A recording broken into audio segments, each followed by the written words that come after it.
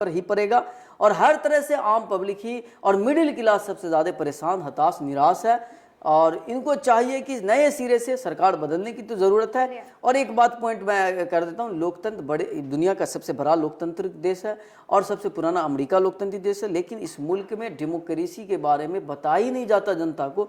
देश की जनता समझती हम प्रजा है, नागरिक नहीं समझती अपने आप को। इसलिए बेसिक जो लड़ाई होगी इस देश के आम पब्लिक के अंदर जन जागृति आनी चाहिए, परिवर्तन तभी आने वाला है, वरना सरकार के परिवर्तन से कोई होने वाला नहीं। और जो SC ST OBC मिनरी सबको समान व्यवस्था में लाना होगा, समान कैटेगरी में लाना पड़ेगा। एक क्लास में बैठा हुआ फर्स्ट पायदाने पर बैठा हुआ व्यक्ति और पिछले पायदाने पर बैठा हुआ व्यक्ति में समानता जब होगी तभी देश में विकास होगा। और इस तरह से अगर छल कपट होता रहा किसी समुदाय के साथ तो ये बहुत बड़ा देश के लिए दुर्भाग्य की बात है, जो इससे सब दिन होता आ रहा है। तो वर्तमान समय में इसमें ऊपर आने के लिए समान शिक्षा लागू होना चाहिए, चिकित्सा लागू होना चाहिए। आपको एक बात और अभी पूछनी चाहिए, कोरोना काल जो आया देश के अंदर, हताश थे लोग, निराश थे, कोरोना है, बाप रे महामारी है देश के अंदर। मैं कहना चाहता हूं कोरोना तो बहुत बड़ा बीमारी था भारत में। आपने देखा होगा पिछले साल में गुज़िश्ता सिर्फ चमकी बुखार में मुजफ्फरपुर में 200 बच्चा मर जाता है। तो जब बुखार की हालत में भारत के अंदर, बिहार के अंदर इस स्थिति आ जा सकती है, तो इसका ये साफ जाहिर होता है कि भारत की जो व्यवस्था, स्वास्थ्य व्यवस्था, चिकित्सा व्यवस्था जो है वो एकदम दयनीय है, बदतर स्थिति में है। उसको पहले इलाज की जरूरत है, वो खुद बीमार है। तो यहाँ पर जिस भी एंगल से बात कीजिएगा, चाहे शैक्षणिक, राजनीतिक, आर्थिक और स्वास्थ्य के आधार पर, सभी एंगल से देश का स्थिति बहुत बुरा है। चलिए, बढ़ते पेट्रोल और डीजल की कीमत पे आपका क्या क्या है? बिल्कुल इस पर अंकुश लगना चाहिए, जितना जल्दी हो इसको जहां था वहां लाना पड़ेगा। और सरकार लोकतंत्र में, बड़े लोकतंत्र है भारत के, दुनिया का, इस लोकतंत्र में सबसे पहले तो अभी का जो दौर चल रहा है, किसी भी पार्टी को इतना बहुमत न दे दे जनता कि वो सर चढ़ कर बोले, वो अपने मनमानी करने पर उतर जाए।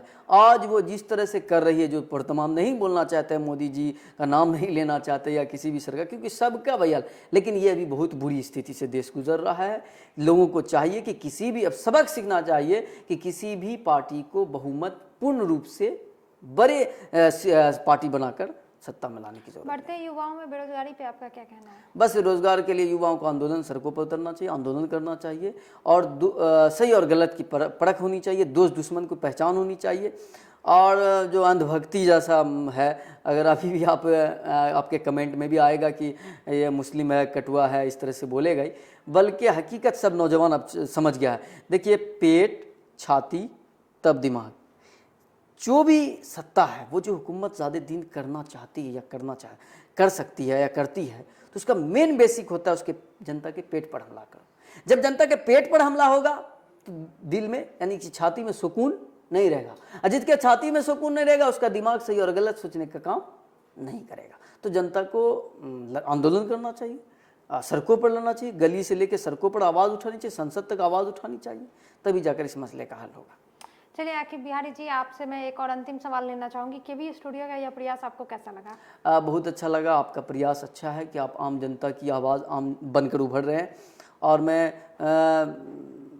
ख्वाहिश रखता हूं कि आप आगे बढ़े और इसी तरह लोगों के आम मुद्दों को लाएं जनता के बीच में।